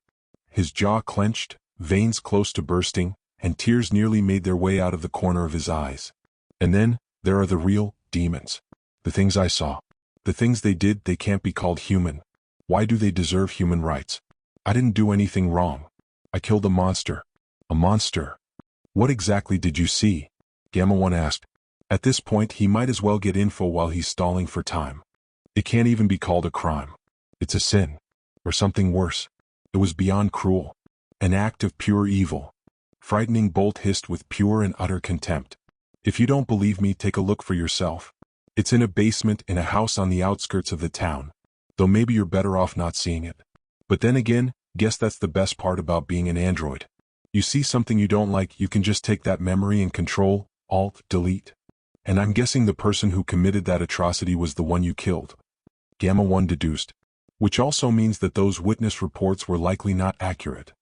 This whole fucking town is rotten to the roots. Frightening Bolt swore. Chicken shit quirkists who'd swear to the heavens above they're honest folks, then stone a person to death for looking different. And they're all over the fucking place. The countryside is filled with bumpkins that believe in superstitions and rhetoric that have refused to die for centuries, if not millennia. Honestly, I should have flash-fried everyone in that damn bar. Look, you're clearly in a state of extreme mental duress. If you give up now, we can still help you. Your career is done for, but we can save your reputation. Gamma 1 reasoned. If it's as bad as you say, then we dash. I don't give a shit about my reputation. Frightening Bolt shouted, tears finally managing to break free and crawl down his face. I didn't get this job for the glory. I just wanted to help folks. But it never fucking ends. Day after day, week after week. Month after month. Year after year. I find more and more monsters that find new, creative ways to make me want to drink myself to death. And I'm just so tired. More and more lightning started building up, and Frightening Bolt's body was about to unleash a massive blast. Gamma 1 got ready to jump back to try and minimize the damage he took. But then a portal opened behind him, and the sand hero Snatch popped out and smothered the rogue hero's entire body in sand, containing the blast. Got ya. Good job, Gamma 1. Snatch praised as he kept Frightening Bolt pinned to the ground with his sand. Let me go. I didn't do anything wrong. I didn't do anything wrong. Frightening Bolt protested as he tried to struggle out of the sand to no avail. I'm so tired. I'm so tired. Frightening Bolt seemed to just run out of steam after that, either the alcohol, the exhaustion, or both catching up to him, and he passed out. Villain apprehended. Snatch reported via comms, move in to be confined and get ready to transport. More portals opened around them, and police alongside Midoriya Foundation troops came out, most of them immediately getting to work on Frightening Bolt, but the captain of the squad went over to Gamma 1 for a report. Gamma 1. We lost contact. What happened? My communication systems got shorted out by one of his blasts. Gamma 1 explained. But more importantly, I want a thorough investigation done on Frightening Bolt, the man he killed, and this entire town. I think there's more to the story here than what was reported. Understood, sir. The captain said.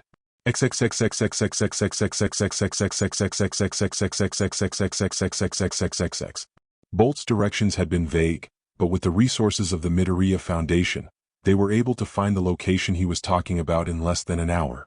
On the outskirts of town as a two-story rather nice-looking house. Completely unassuming. And the inside seemed innocent enough. Like any place a well-off, slightly older man who's into hunting would live. That was until they noticed an air flow coming from behind a bookshelf. After finding the book, which acted as the secret lever, the whole thing slid to the side, revealing a staircase to a hidden basement. And as soon as they stepped foot in that basement, everything started to become clear. Oh, God. One of the Midoriya Foundation soldiers that had come along with Gamma 1 wrecked as they entered the room. Although all of them showed some kind of reaction, varying from horror to disgust. In short, it was a trophy room. The kind that a professional hunter would have. Mounted, stuffed heads adorned the walls. Preserved, taxidermied bodies posed on stands, horns of all kinds strung up, and there was even a fur rug. But the problem was, this guy didn't hunt animals. He hunted heteromorphs. The heads, horns, bodies, and even the rug. Everything came from heteromorphs. From people. From men, women, and children. One of the soldiers ran out of the room, presumably so their vomiting didn't contaminate the crime scene. Another soldier, who had been strictly looking down at her tablet since they got here, was trying very hard to avoid gazing upon the scene in front of them. Spoke. We can confirm this was the house of the man. Bolt killed. Our team looked into it, and apparently, there had been various heteromorph disappearances happening around this town, which the local law enforcement seemed to be completely ignoring. Bolt managed to catch wind of this and started investigating. He likely found this place and then went to confront the villain. His emotions got the better of him and he did what he felt was right. Also, as it turns out, our earlier reports we got, well, apparently that drunkard was doing more than just causing problems, he was actively threatening a heteromorph couple. It seems like the initial reports were trying to downplay his actions while further vilifying Bolt. Fuck is wrong with these people? Gagged a soldier who had the unfortunate job of documenting evidence. There could still be, no. There most certainly is more we don't know about, but further investigation will take us a while longer. The soldier finished. Gamma 1 looked around the room. By now, his scanning abilities had returned to full capacity, allowing him to identify every single person in this room. Pictures of them while they were still alive and well flashed in his mind, literally, popping up side by side their defiled corpses. And what's worse, only a few of them had been reported missing. And the ones that were, had all been cold cases. The cases likely have been shut with little to no investigation, as a quick scan of the database told him none of the local police were heteromorphs. Report everything to Mr. Midoriya. Gamma 1 said he kept his gaze on the room, scanning every single atrocity in the room. Sometime later, the whole town had basically been put on lockdown, while the Midoriya Foundation not only cleaned up the damage done by Bolt, but also worked alongside the authorities, while setting aside the local police, to investigate everything. As the investigation continued, many more arrests were made. Pretty much the entire local police force had been either fired or arrested for discrimination, corruption, negligence, etc. And of course many civilians were also arrested. As it turns out, the man responsible for that atrocity room was quite proud of it and showed it off to close friends. And not only did none of them report him, several of them encouraged his crimes, helping him pick his next targets. In the end, alongside the string of arrests, the Midoriya Foundation had deemed this place unsafe for heteromorphs, and so the Midoriya Foundation would offer heteromorphs a trip to a new, safer location. Quite a few had jumped at the offer. But others were more stubborn. We ain't leaving. An old man said, standing in front of two families of heteromorphs, who decided to refuse relocation. The elders seemed to be speaking for all of them. There were 3 children among them. One so young their mother had to hold them. Our ancestors have lived in this town since before quirks were even a thing, and we refused to dash, and then everything turned into white noise for Gamma 1. Strange, he wasn't programmed to unconsciously tune people out. Probably a glitch caused by his fight with Bolt. He should probably be concerned about that, but at the moment he can't help but see it as a boon, because nothing this old man could be saying could possibly be worth hearing. Something about ancestors and generations and pride and a bunch of worthless things that he was so tired of hearing about. Now how was he going to convince these stubborn little morons to leave? Because as much as he would like to let Darwinism do its work, let the stupid face the consequences of their decisions. He was made to be a hero. So he had to try his utmost to ensure these idiots didn't die. Sir, we have a problem. Those words snapped Gamma 1 out of his thoughts. The old man was yelling at him now, likely pissed that the android wasn't paying attention to a word he said, but Gamma 1 simply turned his attention to his assistant. What's happening now? Gamma 1 asked, wondering what could possibly have happened to make this day any worse. Before the soldier could properly report what was happening, the situation made itself heard. Get out. We don't want your kind here. Cursed bloods aren't welcome. Gamma 1 looked to his right and saw a mob of townspeople approaching them. Likely spurned not only by their town's corruption being brought to light, but by the chance to be rid of the heteromorphs in their town completely. Immediately, the Midoriya Foundation soldiers leapt into action, forming a wall between them and the heteromorphs, guns trained on the protesters, bringing them to a halt, but not making them any less loud. Gamma 1 looked back at heteromorphs. The children huddled against their parents in fear. The adults who'd looked determined to stand their ground were now shaken. Only the old man seemed unbothered, looking at the crowd with contempt. And so, an idea popped into his head. All Midoriya Foundation troops, stand down. Gamma 1 ordered. Immediately, everyone looked at him in shock.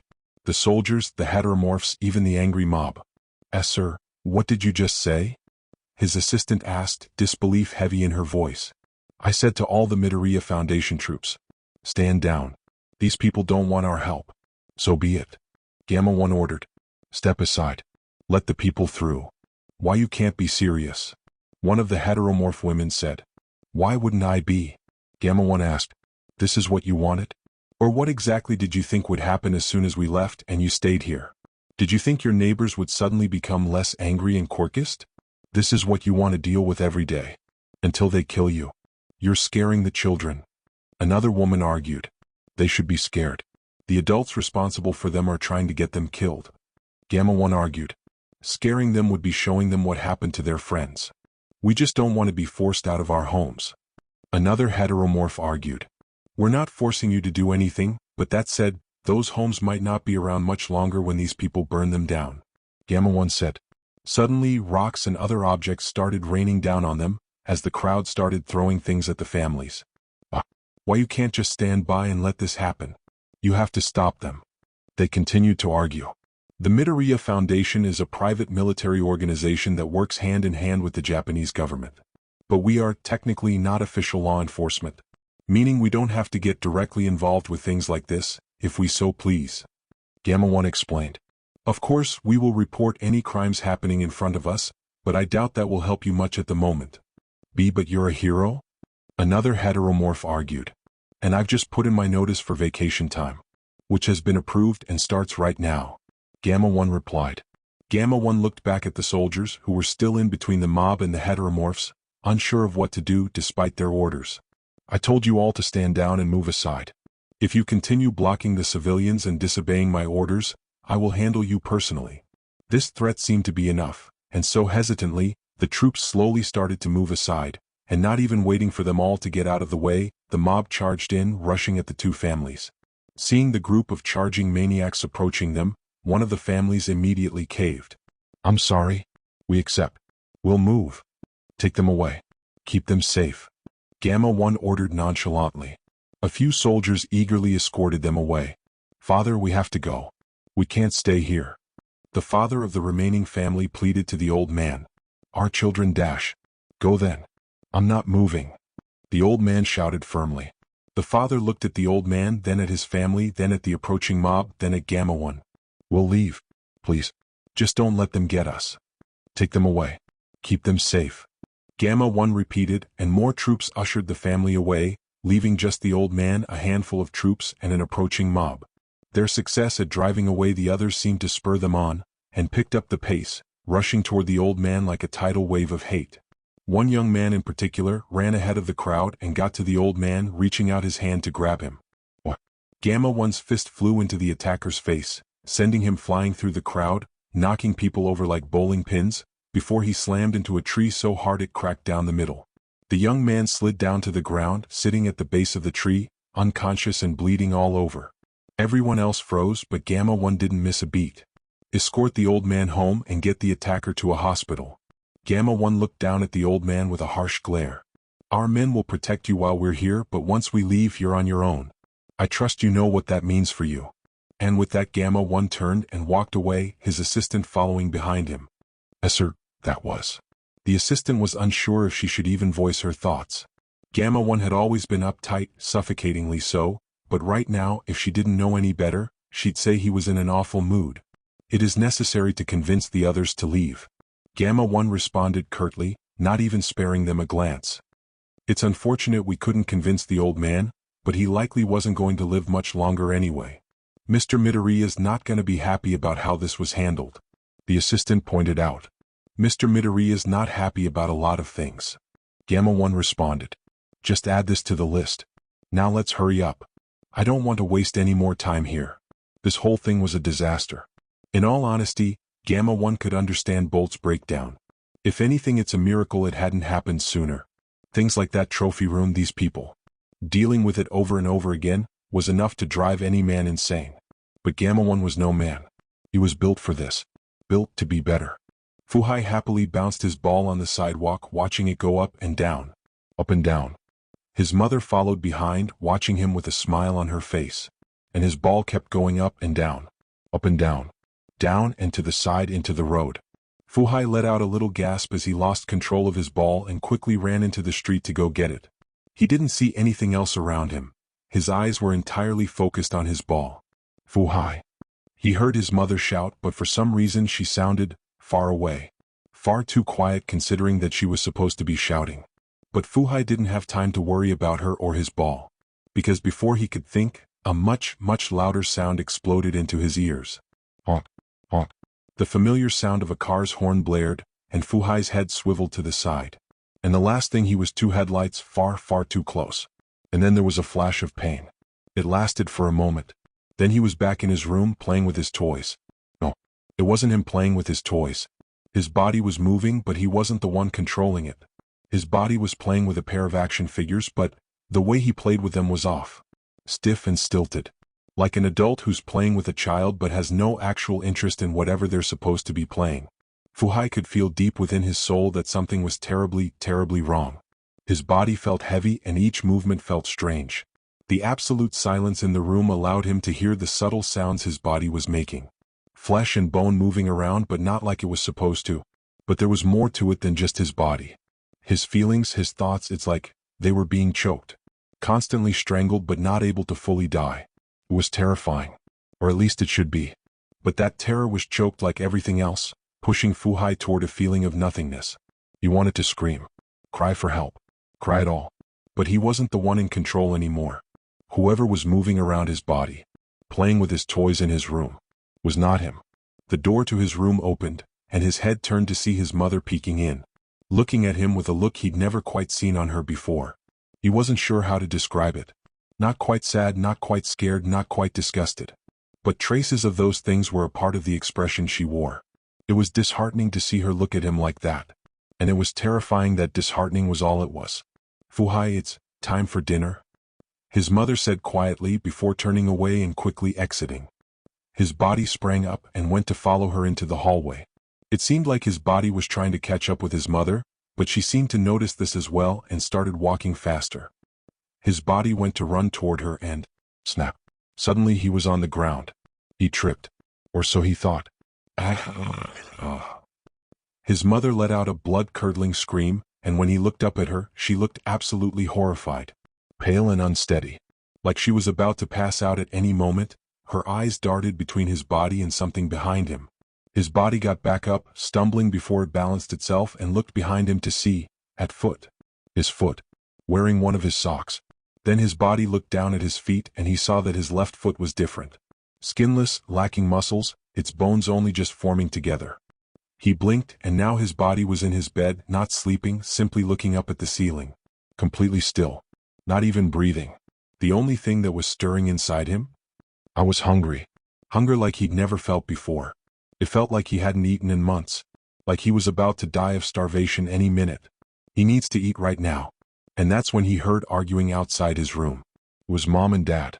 They were shouting but he couldn't understand a word they were saying. He couldn't focus. He was too hungry. Then his body started moving. Pushing the covers off him to reveal his pajamas, covered in blood. His body stumbled out of bed, out of his room into the hallway. Down the stairs and into the living room. Where he saw his parents.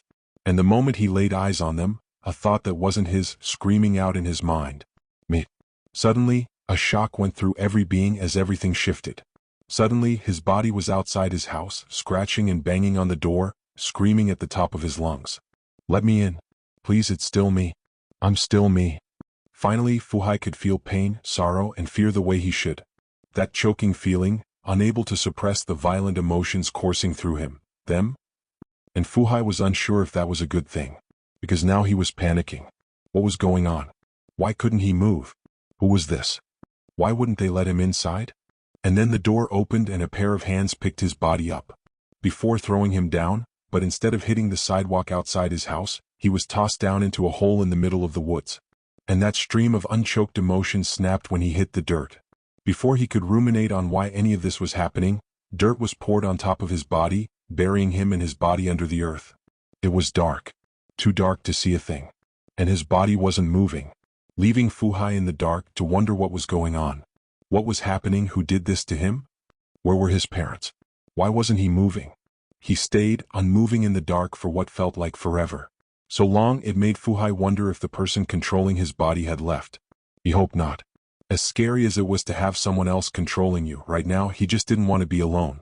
Eventually, his body started to move again. It was difficult. The dirt tried to keep him pinned down, but his body forced it aside.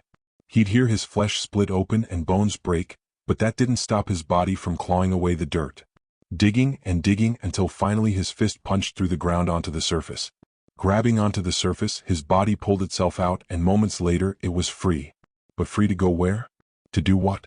Once again the world shifted, and now Fuhai's body was lying in the back of a dark alleyway. His clothes were in ruins, dirty and torn beyond recognition, but they were still a far more pleasant sight when compared to his body. Rotting was the only word to describe it. Skin was torn open or simply missing to reveal muscle and bone underneath. Bits of flesh were falling off him, and blood and other fluids oozed out from some of the many openings, while maggots, flies, and other bugs used the others to crawl in. The hunger has returned, but now it feels like something is fighting it, trying desperately to keep that primal feeling in control. Yet despite this inner turmoil, his body remained still as it rotted and starved. He was dying. No, he was dead. His body was dying. And whatever was controlling it was dying with it. Soon they'd both be free of this body. And Fuhai wasn't sure if he wanted to scream for help, or close his eyes and wait for release. But then he heard footsteps approaching. And he felt the other will within him lose the struggle. He looked up, and all he saw was a ragged cloak before his mind went blank. Me.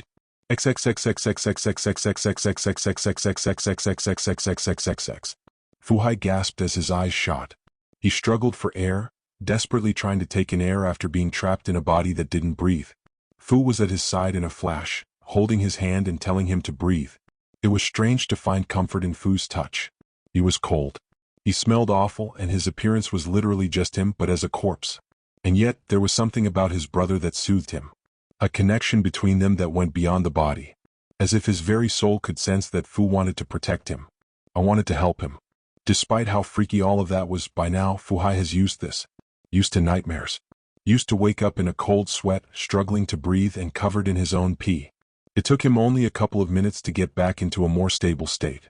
Fu was just as used to this, and using Kyodon's tendrils, he started the process of cleaning and replacing Fuhai's sheets and pajamas. Minutes later, everything was replaced, but instead of sending him back to bed, Fu ushered Fuhai out of the room, carrying him into the kitchen. He prepared the younger boy a hot chocolate and then brought them back to their room, setting the boy back on the bed, sitting right next to him, and using Kyodon's tendrils to wrap around them, squeezing them together tightly.